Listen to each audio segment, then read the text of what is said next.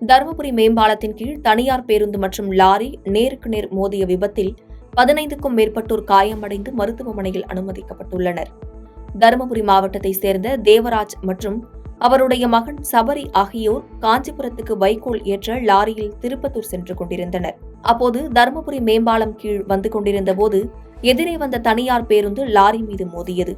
இதில் பேருந்தில் பயணம் செய்த 15 பேர் காயமடைந்தனர். இதையடுத்து அங்கிருந்தவர்கள் 108 ஆம்புலன்ஸ் மூலம் காயமடைந்தவர்களை திருப்பத்தூர் அரசு மருத்துவமனைக்கு சிகிச்சைக்காக அனுப்பி வைத்தனர். மேலும் இச்சம்பவம் குறித்து கந்திரி போலீசார் வழக்கு பதிவு செய்து விசாரணை மேற்கொண்டு வருகின்றனர்.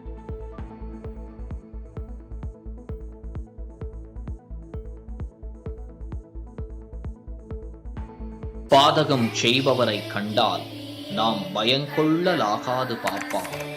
மோதி மிதித்து விடு பாப்பா, அவர் முகத்தில் உமிழ்ந்து விடு பாப்பா. அண்மை செய்திகளை உடனுக்குடன் தெரிந்து கொள்ள இணைந்திருங்கள் இயம்நாடு தொலைக்காட்சியுடன்.